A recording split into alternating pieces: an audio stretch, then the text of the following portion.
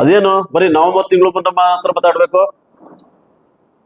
ಕನ್ನಡದ ಬಗ್ಗೆ ನವೆಂಬರ್ ತಿಂಗಳು ಮಾತ್ರ ಮಾತಾಡ್ಬೇಕಾ? ಆ ತಿಂಗಳು ಪೂರ್ತಿ ಅವತ್ತು ಆ ತಿಂಗಳಲ್ಲಿ ಮಾತ್ರ ನಾವು ಹಬ್ಬ ಆಚರಣೆ ಮಾಡ್ಬೇಕಾ? ಪ್ರತಿ ದಿನ, ಪ್ರತಿ ತಿಂಗಳು, ಪ್ರತಿ ನಮ್ಮ ಮನೆಗಳಲ್ಲೂ ಕನ್ನಡ ಹಬ್ಬ ಆಗ್ಬೇಕು. ಕನ್ನಡ ರಾಜ್ಯೋತ್ಸವ ಮತ್ತು ಶಿಕ್ಷಕರ ದಿನಾಚರಣೆ ಪ್ರಯುಕ್ತ ಮಯೂರ ವರ್ಮ ಪ್ರಶಸ್ತಿ ಪ್ರದಾನ, ಡಾಕ್ಟರ್ ಸರ್ವಪಲ್ಲಿ ರಾಧಾಕೃಷ್ಣರ ರಾಜ್ಯ ಮಟ್ಟದ ಶಿಕ್ಷಕರ ರತ್ನ ಪ್ರಶಸ್ತಿ ಪ್ರದಾನ ಮತ್ತು ಕವಿಗೋಷ್ಠಿ ಕಾರ್ಯಕ್ರಮದ ವೇದಿಕೆ ಮೇಲಿರುವಂತ ನಮ್ಮ ಹಿರಿಯರು ಹಾಗೂ ಕನ್ನಡ ಸಾಹಿತ್ಯ ಪರಿಷತ್ ಮೈಸೂರಿನ ಅಧ್ಯಕ್ಷರಾದಂಥ ಸನ್ಮಾನ್ಯ ಶ್ರೀ ಮಡಿಕೆರೆ ಗೋಪಾಲ್ರವರೇ, ನಮ್ಮೂರಿನವರು ಮತ್ತು ನಮ್ಮ ಆತ್ಮೀಯ ಸ್ನೇಹಿತರು, ಕಾರ್ಯನಿರ್ವಾಹಕ ಸಂಪಾದಕ ಕನ್ನಡಪ್ರಭ ದಿನಪತ್ರಿಕೆ ಮೈಸೂರು ಅವರಾದಂಥ ಸನ್ಮಾನ್ಯ ಶ್ರೀ ಅಂಶಿ ಪ್ರಸನ್ನಕುಮಾರ್ ಅವರೇ,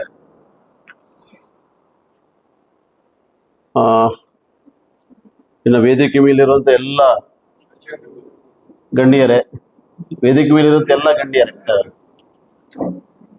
ವೇದಿಕೆ ಮುಂಭಾಗದಲ್ಲಿ ಇರುವಂಥ ಎಲ್ಲ ನನ್ನ ಹಿತೈಷಿಗಳೇ, ಸ್ನೇಹಿತರೆ, ಅದು ಕನ್ನಡ ಅಭಿಮಾನಿಗಳೇ ಮತ್ತು ಶಿಕ್ಷಕ ಪ್ರಶಸ್ತಿಗೆ ಆಯ್ಕೆ ಆಗಿರುವಂಥ ಎಲ್ಲ ನಮ್ಮ ಶಿಕ್ಷಕ ಬಂಧುಗಳು ಕೂಡ ಇದ್ದೀರಿ. Okay, thank you. ಮೊದಲನೇದಾಗಿ ನಮ್ಮ ಶಿಕ್ಷಕ ಅಂದರೆ ಶಿಕ್ಷಣ ಕ್ಷೇತ್ರದಲ್ಲಿ ಮಕ್ಕಳ ಕಲಿಕೆ ಬಗ್ಗೆ ಒತ್ತು ಕೊಟ್ಟು ಉತ್ತಮವಾಗಿ ಕೆಲಸವನ್ನು ನಿರ್ವಹಿಸಿರುವಂಥ ಶಿಕ್ಷಕರನ್ನ ನನ್ನವ್ವ ಸಾಂಸ್ಕೃತಿಕ ಕಲಾ ತಂಡದವರ ಕಡೆಯಿಂದ ಆಯ್ಕೆ ಮಾಡಿರೋದಕ್ಕೆ ನನ್ನ ವೈಯಕ್ತಿಕವಾಗಿ ಮತ್ತು ನಮ್ಮ ಇಲಾಖೆ ಪರವಾಗಿ ನಿಮಗೆ ಅಭಿನಂದನೆಗಳು. ನಾವು 5ನೇ ತಾರೀಕು ಡಾಕ್ಟರ್ ಸರ್ವಪಲ್ಲಿ ರಾಧಾಕೃಷ್ಣರವರ ಜನ್ಮದಿನಾಚರಣೆ ಮತ್ತು ಸಾವಿತ್ರಿಬಾಯಿ ಫುಲೆರವರ ಜನ್ಮದಿನಾಚರಣೆಯನ್ನು ಕೂಡ ಮಾಡ್ತಾ ಇದ್ದೀವಿ. ಅವರು ಶಿಕ್ಷಣ ಕ್ಷೇತ್ರದಲ್ಲಿ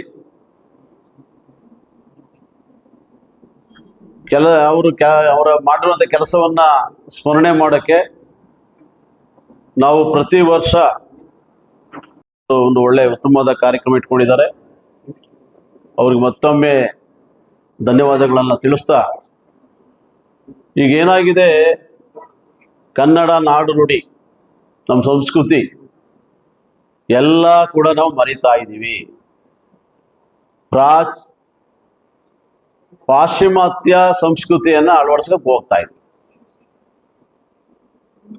ಪಾಶ್ಚಿಮಾತ್ಯ ಸಂಸ್ಕೃತಿ ಅಳವಡಿಸ್ಕೊಳ್ಳೋಕೆ ಬೇಡ ಅಂತ ಇಲ್ಲ, ಆದರೆ ನಮ್ಮದು,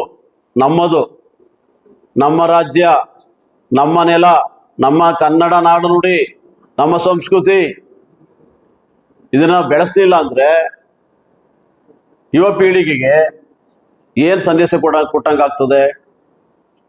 ನಾವು ನೋಡ್ತಾ ಇದ್ದೀವಿ, ಯುವ ಪೀಳಿಗೆ ಎಲ್ಲ ಮರಿತಾ ಇದ್ದಾರೆ. ಎಲ್ಲ ಅದು ಅವ್ರೇ ಏನ್ ಹೇಳ್ತಾ, ಈಗ ನಮ್ಮ ಶಾಲೆಗಳು ಕೂಡ, ಸರ್ಕಾರಿ ಶಾಲೆಗಳಲ್ಲೂ ಕೂಡ ನಮ್ದು ದಾಖಲಾತಿ ಕಡಿಮೆ ಆಗ್ತಾ ಇದೆ ಅಂತೇಳಿ ಹೆಚ್ಚು ಮಾಡೋಕ್ಕೋಸ್ಕರ ದ್ವಿಭಾಷಾ ಪದ್ಧತಿಯನ್ನ ಜಾರಿ ತಂದ. ಸರ್, ಅಧ್ಯಕ್ಷರು ಕೇಳಿಸ್ಕೋಬೇಕು. ದ್ವಿಭಾಷಾ ಪದ್ಧತಿ ಕನ್ನಡದಲ್ಲಿ ಮಾಡಬೇಕು, ಕನ್ನಡದಲ್ಲಿ ಮಾಡಿದನ್ನ ಇಂಗ್ಲಿಷಲ್ಲೂ ಕೂಡ ಮಾಡಬೇಕು, ಆಗ ನಮ್ಮ ದಾಖಲಾತಿ ಹೆಚ್ಚಾಗ್ತದೆ ಅಂತ ಅದು ಕೂಡ ನಾವು ಮಾಡಿದೀವಿ. ಆದರೂ ಕೂಡ ಎಲ್ಲೋ ಒಂದ್ ಕಡೆ ನಮ್ಮ ಪೋಷಕರಿಗೆ ಖಾಸಗಿ ಶಾಲೆಗಳು ವ್ಯಾಮೋಹದಿಂದಲೋ ಏನಾದ್ರು ಇಂಗ್ಲಿಷ್ ವ್ಯಾಮೋಹ ಅಂತ ಹೇಳ್ಬೇಕು. ಖಾಸಗಿ ಶಾಲೆಗಳು ವ್ಯಾಮೋಹ ಅಂತ ತಪ್ಪಾಯ್ತದೆ, ಇಂಗ್ಲಿಷ್ ವ್ಯಾಮೋಹಕ್ಕೋಸ್ಕರ ಅವರು ಮರಳಾಗ್ತಾ ಇದ್ದಾರೆ. ಎಷ್ಟೋ ಫ್ಯಾಮಿಲಿಗಳು ಬಂದು ನನ್ನ ಹತ್ರ ಬರ್ತಾರೆ,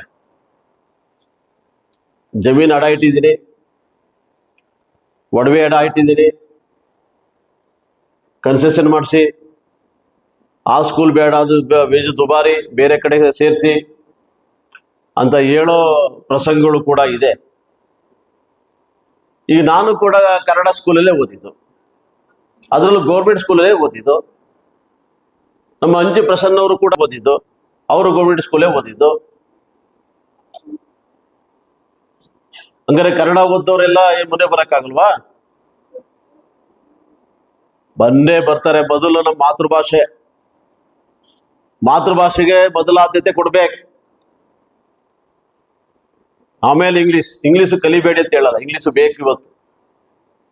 ಮಾತೃಭಾಷೆಗೆ ಮೊದಲ ಆದ್ಯತೆ ಕೊಡಿ, ಆಮೇಲೆ ಇಂಗ್ಲಿಷ್ ಕಲ್ತ್ಕೊಳ್ಳಿ. ಇದು ಆಗ್ಬೇಕಾಗಿದೆ. ನಮ್ಮ ಜಿಲ್ಲೆಯಲ್ಲೂ ಕೂಡ ಮೊದಲು ಅಲ್ಲಿ ಒಂದ್ಸರಿ ಕಾರ್ಯಕ್ರಮ ಆದಾಗ ನಾವು ಹೇಳಿದ್ವಿ, ನಮ್ಮಲ್ಲಿ ಪ್ರತಿ ಶಾಲೆಯಲ್ಲೂ ಕೂಡ ಕನ್ನಡ ಭವನ ಆಚರಣೆ ಮಾಡಬೇಕು. ಕನ್ನಡವನ್ನ ಎಲ್ಲರೂ ಮಕ್ಕಳು, ಈಗ ಖಾಸಗಿ ಶಾಲೆಗಳಲ್ಲೂ ಕೂಡ, ಇಲ್ಲಿ CBSE ICSE ಇರೋ ಶಾಲೆಗಳಲ್ಲೂ ಕೂಡ ಕನ್ನಡವನ್ನು ಕಲಿಸ್ತಾ ಇದ್ದಾರೆ. ಇನ್ನೂ ಹೆಚ್ಚು ಪರಿಣಾಮಕಾರಿಯಾಗಿ ಕಲಿಸ್ಬೇಕು ಅಂತ ನಾವು ಹೇಳ್ಕೊಡ್ಬೇಕಾಗಿದೆ, ಹೇಳ್ತಾ ಇದ್ದೀವಿ ಇಲಾಖೆಯಿಂದ. ನೀವು ಕೂಡ, ಪೋಷಕರು ಕೂಡ ಅದ್ರ ಕಡೆ ಗಮನವನ್ನು ನೀಡಬೇಕು ಅಂತ ಈ ಸಂದರ್ಭದಲ್ಲಿ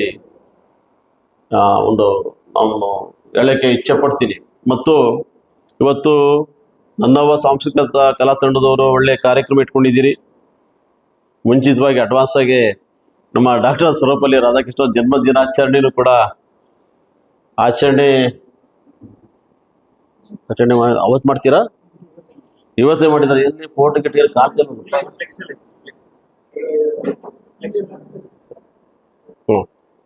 ಅದು ಕೂಡ ಆಚರಣೆ ಮಾಡ್ತಾ ಇದ್ದೀರಿ. ಸಾವಿತ್ರಿಬಾಯಿ ಫುಲೆ ಅವ್ರದ್ದು ಕೂಡ ಜನ್ಮದಿನಾಚರಣೆ ಮಾಡ್ಬೇಕು ಆ ಸಂದರ್ಭದಲ್ಲಿ. ಯಾಕೆಂದ್ರೆ ಅವರು ಪ್ರಾಚೀನ ಕಾಲದಲ್ಲಿ ಬಹಳ ಹೋರಾಟಗಾರ್ತಿ, ಶಿಕ್ಷಣದ ಬಗ್ಗೆ ಬಹಳ ಹೋರಾಟ ಮಾಡಿದ್ದಾರೆ. ಎಲ್ಲರೂ ಕಲಿಬೇಕು, ಹೆಣ್ಣುಮಕ್ಳು, ಅದರಲ್ಲೂ ಹೆಣ್ಣುಮಕ್ಳ ಶಿಕ್ಷಣದ ಬಗ್ಗೆ ಬಹಳ ಹೋರಾಟ ಮಾಡಿದ್ದಾರೆ ಅವರು.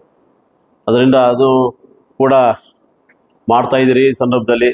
ಅದು ಹೇಳ್ತಾ, ಇವತ್ತು ನಾನು ಕೆಲಸದ ಒತ್ತಡ ಬರೋಂಗಿಲ್ಲ. ನಾನು ಕಮಿಟಿ, ಜಿಲ್ಲಾ ಆಯ್ಕೆ ಸಮಿತಿ ಕಮಿಟಿ ಮೀಟಿಂಗ್ ನಡೀತಾ ಇದೆ, ಅದರಿಂದ ಬಂದಿದ್ದೀನಿ.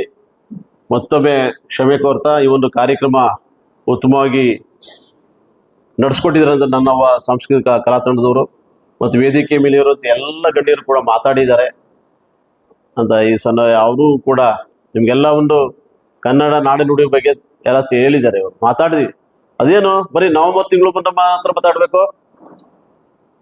ಕನ್ನಡದ ಬಗ್ಗೆ ನವೆಂಬರ್ ತಿಂಗಳು ಮಾತ್ರ ಮಾತಾಡ್ಬೇಕಾ? ಆ ತಿಂಗಳು ಪೂರ್ತಿ ಅವತ್ತು ಆ ತಿಂಗಳಲ್ಲಿ ಮಾತ್ರ ನಾವು ಹಬ್ಬ ಆಚರಣೆ ಮಾಡ್ಬೇಕಾ?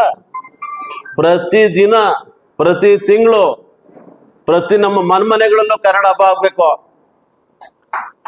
ಬರೀ ನವೆಂಬರ್ ತಿಂಗಳಿಗೆ ಸೀಮಿತ ಆಗ್ಬಾರ್ದು.